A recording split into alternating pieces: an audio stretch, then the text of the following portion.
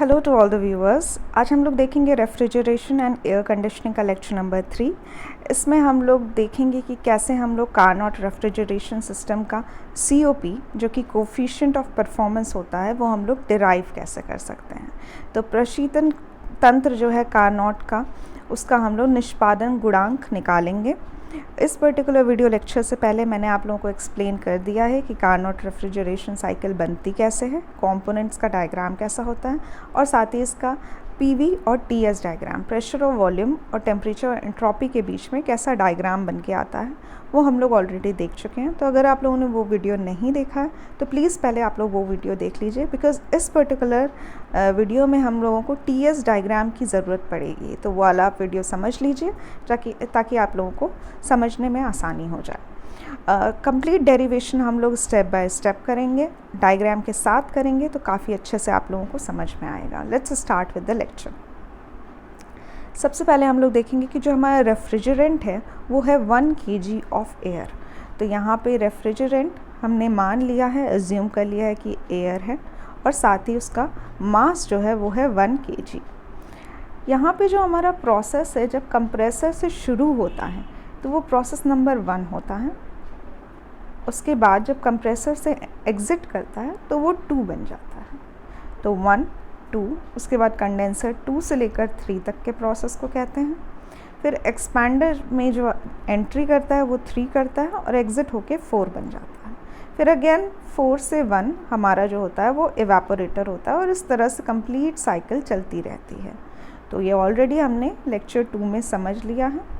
यहाँ पे हम लोग बस डिराइव करेंगे कि 2 से लेकर 3 तक के बीच में जो हीट है, जो हीट रिमूव हो रही है एटमॉस्फेयर में, उसका वैल्यू कितना है। तो वैल्यू निकालने के लिए हमें TS डायग्राम में एरिया निकालना होता है। कैसे होता है? Because Q is equals to TdS। ये हम लोग थर्मोडायनेमिक्स के लेक्चर में पढ़ चुके हैं। अगर यहाँ पे आप लोगों को नहीं पता है कि ये कैसे आ रहा है तो मैं आप लोगों को थर्मोडायनेमिक्स का जो लेक्चर है उसका वीडियो, उसका लिंक जो है वो मैं आप लोगों को डिस्क्रिप्शन बॉक्स में दे दूँगी। यहाँ पे बस शॉर्ट में हमें ये समझना है कि जब भी हम लोग TS डायग्राम बनाते हैं, यहाँ पे अगर T है और S है और इसके बीच में कोई कर्व फॉर्म हो रहा है, मान लीजिए ये कर्व है हमारा फॉर्म हो रहा है, और हमें निकालना है कि इस पर्टिकुलर कर्व में कितनी ऊष्मा का आदान या प्रदान हुआ है, मतलब कितनी ऊष्मा ऐड हुई है या फिर रिजेक्ट हुई है। तो वो बस सिंपली ये करना होता है हमें कि हमें इसके एरिया अंडर द कर्व निकालना होता है, मतलब इस कर्व के अंदर का एरिया कितना है, बस यहाँ से हम लोग निकाल सकते हैं ऊष्मा कितनी है। यही इस फॉर्मूले से हम लोगों को पता चलता है। तो जब भी हमें ऊष्मा निकालनी है और हमें पता है कि TS डायग्राम कैसा बन रहा है, तो हम लोग ईजिली निकाल सकते हैं कर्व के अंदर का एरिया। सिमिलरली यहाँ पर भी हमारा यही प्रोसेस होना है। तो 2 से 3 समझ लेते हैं। ये रेड कलर की लाइन जो आप लोगों को दिख रही है, हीट का रिमूवल एटमॉस्फेयर में कितना हो रहा है, यही हम लोगों को डिराइव करना है। तो यहाँ पे हम लोगों को TS डायग्राम पता है कैसा बनता है। ये हमारा TS डायग्राम है कुछ इस तरह का। 2 से 3 तक के प्रोसेस के बीच में जो कि एक आइसोथर्मल हीट का रिजेक्शन हो रहा है, वही हमें फॉर्म करना है, यानी कि इसका फॉर्मूला हमें डिराइव करना है। Q कितना आउट हो रहा है। तो हम लोग कंप्लीट डायग्राम पहले बना लेते हैं। तो प्रोसेस नंबर 2 से 3 आप लोगों को दिख रहा है, ये प्रोसेस नंबर 1 होता है, ये प्रोसेस नंबर 4 होता है।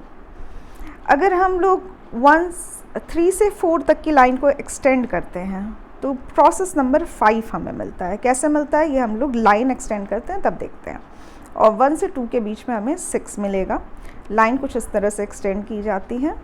सिंपल 1 और 2 के बीच की जो लाइन थी वो हमने वापस से x एक्सिस की तरफ एक्सटेंड कर दिया और 3 से 4 तक की लाइन भी हमने एक्सटेंड कर दिया और हमें पॉइंट मिल गया है 5 और 6 का। यहाँ पे जो होता है हमारा 6, 2, 3 और 5 के बीच का एरिया जो है वही हमारा Q आउट के बराबर हो जाएगा। तो यहाँ पे हमारा Q आउट के बराबर हमारा एरिया हो जाएगा। तो area 6, 2, 3, 5 on TS diagram will give you heat कितना रिजेक्ट हुआ 2 से 3 के बीच में, मतलब Q 2 से 3 तक के बीच में। कितना हीट रिजेक्ट आउट हुआ वो हम लोगों को मिल जाएगा। तो हम लोग सिंपल इंटीग्रेशन करते हैं यहाँ पे आई डोंट नो ये ऐसे कैसे लिखा गया है, बट मैं आपको बता दे रही हूँ। तो इंटीग्रेशन TdS, ठीक है, और बिकॉज प्रोसेस शुरू हो रहा है 2 से और एंड हो रहा है 3 पे, तो यहाँ पे 3 हो जाएगा। 2 से लेकर 3 तक के बीच में TdS। अब बिकॉज ये आइसोथर्मल प्रोसेस है तो इसीलिए टेम्परेचर कांस्टेंट है और टेम्परेचर इंटीग्रेशन से बाहर हो जाएगा, यानी कि T हायर। तो यहाँ पे जो टेम्परेचर था वो हायर टेम्परेचर था और ये कांस्टेंट था, तो ये बाहर हो गया और इंटीग्रेशन के अंदर लिखा जाएगा S3 माइनस S2। तो यहाँ पे S जो है उसकी फाइनल वैल्यू S3 और इनिशियल वैल्यू S2। इस तरह से ये हमारा फॉर्मूला बन के आ जाएगा। बट बिकॉज हम देख सकते हैं यहाँ पे हमारा एंट्रोपी 2 जो है वो हायर है 3 से, ठीक है। तो अगर हम लोग इसको बाहर लेते हैं, मतलब S3 माइनस S2 लेते हैं, तो यहाँ पे हमें नेगेटिव साइन मिलेगा। नेगेटिव साइन के साथ ये हमारा फॉर्मूला बनेगा। तो ये जो नेगेटिव साइन है वही शो करता है कि हीट जो है वो हमारा रिजेक्ट हो रहा है। रिजेक्ट इसलिए बिकॉज सिस्टम से जब भी ऊष्मा बाहर जाती है वो लॉस मानी जाती है, यानी कि माइनस साइन के साथ मानी जाती है। ये भी हम लोगों ने साइन कन्वेंशन जब पढ़ा था थर्मोडायनेमिक्स में, वहाँ पे हम लोगों ने समझा था। तो साइन कन्वेंशन का जो वीडियो है वो भी लिंक मैं आप लोगों को डिस्क्रिप्शन बॉक्स में दे दूँगी। बट यहाँ पे हमें बस समझना ये है कि जब भी सिस्टम से बाहर हीट जाती है, तो यहाँ देख सकते हैं हम सिस्टम से बाहर हमारी हीट जो है वो रिजेक्ट हो रही है, इसलिए यहाँ पे हमारा जो फॉर्मूला है, जो फाइनल फार्मूला बन के आया वो माइनस साइन के साथ आया, बिकॉज ऊष्मा का लॉस हो रहा है, यानी सिस्टम से बाहर जा रहा है हीट एटमॉस्फेयर में, इसलिए ये माइनस साइन के साथ आता है। तो ये पर्टिकुलर प्रोसेस हो गया कि कितना हीट सिस्टम से बाहर रिजेक्ट हुआ। आगे हम लोग देखते हैं कितना हीट सिस्टम में एंट्री कर रहा है, यानी कि हम लोग अब इवेपोरेटर पे कॉन्सेंट्रेट करेंगे। प्रोसेस नंबर 4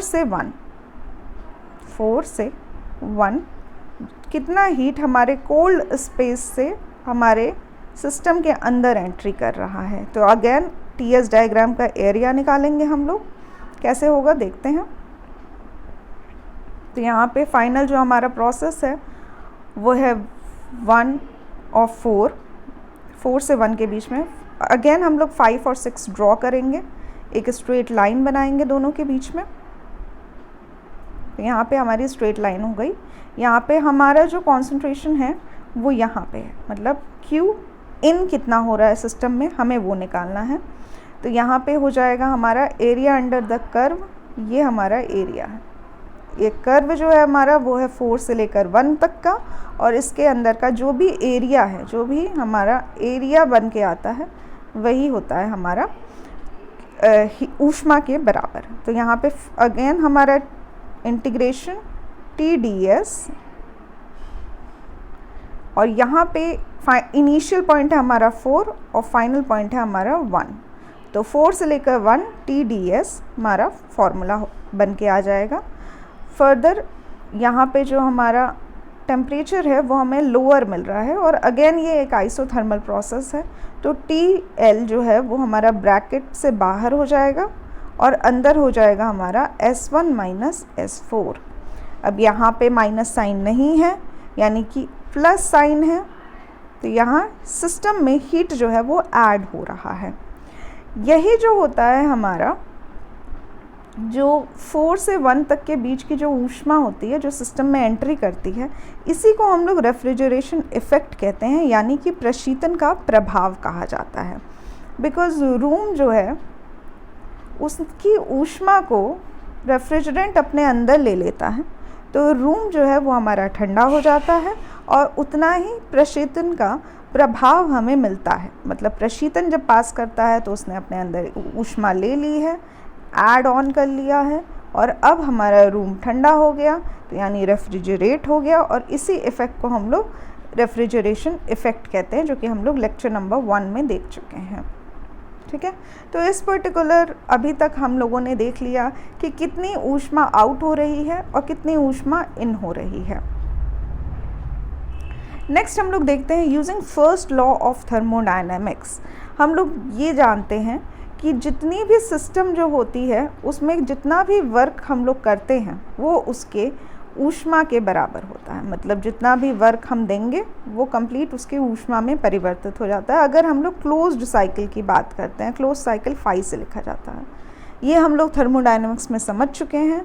तो यहाँ पे हम लोग फर्स्ट लॉ ऑफ थर्मोडायनेमिक्स से आगे प्रोसीड कर रहे हैं। अगर आप लोगों ने ये वीडियो नहीं देखा है तो थर्मोडायनेमिक्स का ये भी पर्टिकुलर वीडियो का लिंक मैं आप लोगों को डिस्क्रिप्शन बॉक्स में दे दूँगी। यहाँ पे बस हम लोग बस ये समझते हैं कि जितना भी वर्क हम लोग दे रहे हैं क्लोज्ड साइकिल में वो हमारे ऊष्मा के बराबर हो जाएगा क्लोज्ड साइकिल के। तो ऊष्मा हम निकाल चुके हैं कि सिस्टम में जो ऊष्मा है टोटल हीट वो कितनी है, कितनी हीट हमारे सिस्टम में एंट्री कर रही है। ठीक है।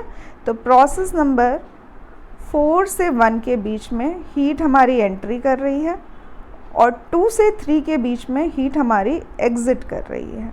तो 4 से 1 में प्लस साइन और 2 से 3 में माइनस साइन, इन्हीं दोनों को हम लोगों को ऐड कर लेना है। तो अगर हम लोग यहाँ पे प्रोसेस देखें 1 2 3 4, तो ये ऊष्मा और ये ऊष्मा दोनों मिलाकर टोटल ऊष्मा हो जाएगी। ठीक है।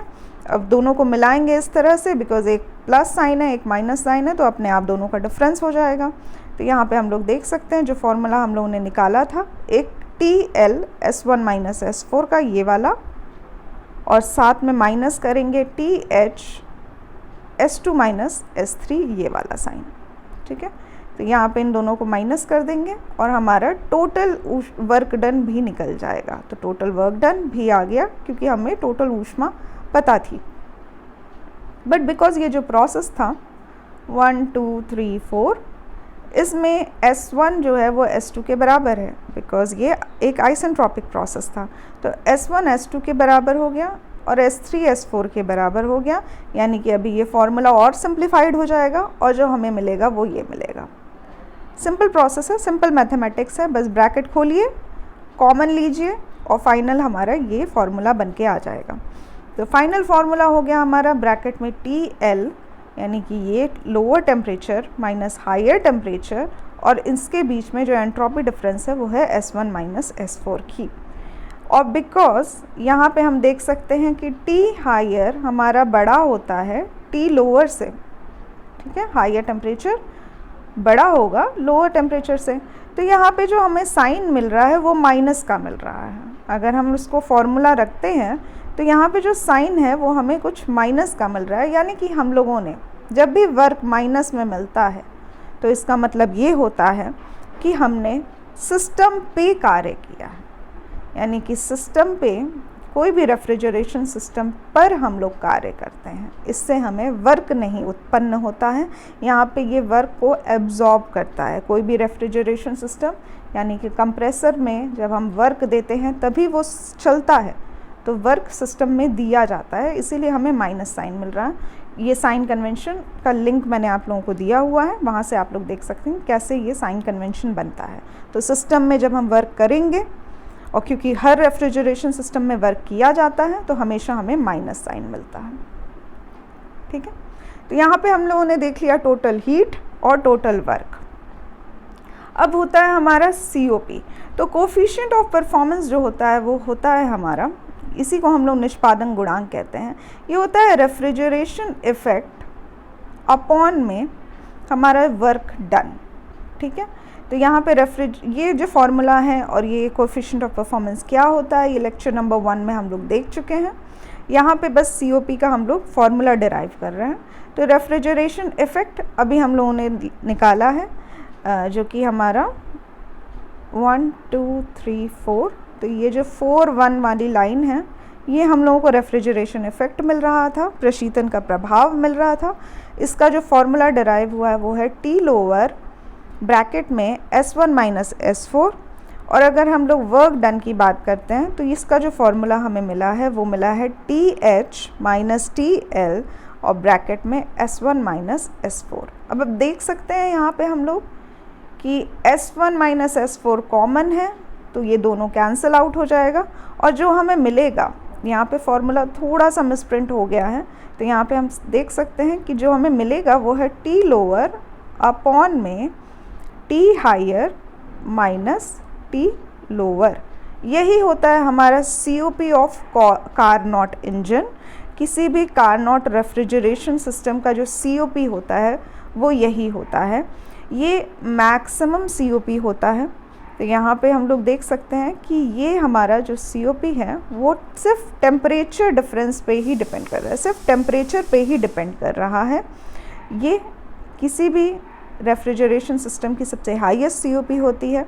यहाँ पे बस आप COP निकालना सीख रहे हैं। लेटर ऑन हम लोग देखेंगे कि इस COP का एप्लीकेशन क्या होता है, क्यों निकाली जाती है कारनॉट साइकिल की COP। तो यहाँ पे हम लोग बस इतना समझते हैं। नेक्स्ट हम लोग देखते हैं कारनॉट रेफ्रिजरेशन सिस्टम कंप्लीट ख़त्म हो चुका है। हमने प्रोसेस देख लिया, साथ ही PV डायग्राम देख लिया, TS डायग्राम देख लिया और COP भी समझ लिया। बट कारनॉट रेफ्रिजरेशन सिस्टम यूज़ क्यों नहीं किया जाता है वो अब हम लोग समझते हैं। कुछ पर्टिकुलर कमियां हैं कारनॉट प्रशीतन तंत्र की, उनकी वजह से हम लोग इस प्रशीतन तंत्र को यूज़ नहीं करते हैं, प्रैक्टिकली यूज़ नहीं किया जा सकता है। क्यों? क्योंकि ये एक आइडियल साइकिल है, एक आदर्श चक्र है जिसको बना पाना या जिस तक पहुंच पाना बहुत मुश्किल है, और इसीलिए इसकी जो COP होती है वो सबसे मैक्सिमम होती है, सबसे हाईएस्ट COP होती है, जितना हम लोग पहुंच नहीं सकते। क्यों? क्योंकि ये प्रैक्टिकली नॉट पॉसिबल है। ये एक प्रयोगात्मक बिल्कुल भी नहीं है, ये चक्र प्रयोगात्मक नहीं है, क्योंकि इसमें हीट का जो रिजेक्शन हो रहा है वो कुछ इस प्रकार हो रहा है कि एक आइसोथर्मल है, मतलब ऊष्मा आउट भी हो रही है, रिजेक्ट भी हो रही है, और टेम्परेचर कहीं पे बढ़ ही नहीं रहा है, यानी कि एक क्वासी स्टैटिक प्रोसेस। ये इसको पाने के लिए हमें मोशन जो है पिस्टन का वो एक्सट्रीमली स्लो करना रहता है। पिस्टन का जो मूवमेंट होता है वो बहुत ही स्लो होता है। तो एक प्रोसेस जिसमें पिस्टन का मूवमेंट बहुत ही स्लो हो रहा है, तब जाके हमारा आइसोथर्मल प्रोसेस बन रहा है। और दूसरा ही जो नेक्स्ट प्रोसेस है वो है आइसेंट्रोपिक प्रोसेस। ये इस तरह का प्रोसेस होता है कि जिसमें पिस्टन जो होता है वो हमारा बहुत ही एक्सट्रीमली फास्ट रेट में मूव करता है। तो एक बार हमारे पिस्टन को स्लो मूव करना है, एक बार हमारे पिस्टन को स्लो मूव करना है, और एक बार फास्ट मूव करना है। तो इस तरह से ये दो प्रोसेस एक साथ होना प्रैक्टिकली इम्पॉसिबल सा होता है, इसीलिए कारनॉट रेफ्रिजरेशन साइकिल बनाई ही नहीं जा सकती है। दूसरा ये होता है क्योंकि कंप्लीट जो प्रोसेस है हमारा 1 2 3 4, ये कंप्लीट जो है वो फेज़ चेंज नहीं हो रहा है, अवस्था जो है वो लिक्विड प्लस वेपर बनी हुई है। ये हम लोग समझ चुके हैं कैसे ये लिक्विड और वेपर बनता है। तो इन्हीं दोनों के बीच की अवस्था बनी रहती है। तो यहाँ पे जो कंप्रेसर में एंट्री करता है वो एक तरह का वेट लिक्विड होता है, मतलब गीला लिक्विड, यानी कि लिक्विड फेज़ में है, जबकि हमें चाहिए कि कंप्रेसर में हमारा जो अवस्था हो वो वेपर रहे, ताकि कंप्रेसर का कार्य आसान हो जाए। तो बिकॉज कंप्रेसर में हमारा लिक्विड प्लस वेपर पहुंचता है, इसलिए यहाँ पे मैकेनिकल डिफ़िकल्टीज़ आती हैं, इसके कार्य करने की क्षमता ख़राब हो जाती है, एफिशिएंसी ख़राब हो जाती है, और साथ ही लिक्विड माना जाता है कि ज़्यादा कंप्रेस भी नहीं हो पाता है। तो लिक्विड एक तरह का इनकम्प्रेसिबल होता है, तो इसीलिए इनकम्प्रेसिबल नेचर होता है लिक्विड का। तो यहाँ पे एक हमारी प्रैक्टिकल डिफ़िकल्टीज़ आती हैं, और यहाँ पर भी हमारी ये प्रैक्टिकल डिफ़िकल्टीज़ आती हैं कि एक बार तो हमें लिक्विड प्लस वेपर फेज़ में कंप्रेसर में देना है, और साथ ही एक बार हमें पिस्टन को हाईएस्ट स्पीड में मूव करवाना है, एक बार लोएस्ट स्पीड में मूव करवाना है। इस वजह से प्रैक्टिकली इम्पॉसिबल साइकिल है हमारी कारनॉट की रेफ्रिजरेशन साइकिल। तो यहाँ पे हम लोग इस पर्टिकुलर वीडियो में हम लोगों ने कारनॉट रेफ्रिजरेशन सिस्टम को एंड किया है। अगर आप लोगों ने इससे पहले के वीडियोस नहीं देखे हैं तो प्लीज़ आप लोग देख लीजिए, बिकॉज़ अब हम लोग स्टार्ट करेंगे VCRS, यानी कि वेपर कंप्रेशर रेफ्रिजरेशन सिस्टम, जो कि इससे एक स्टेप आगे है। ठीक है, thank you for watching the lecture. अगर आप लोगों को वीडियो समझ में आया हो तो प्लीज़ वीडियो को लाइक करिएगा और दूसरों से भी शेयर करिएगा और साथ ही चैनल को सब्सक्राइब करिएगा ताकि आप लोगों को और भी वीडियो लेक्चर्स मिल सकें। Thank you for watching the lecture.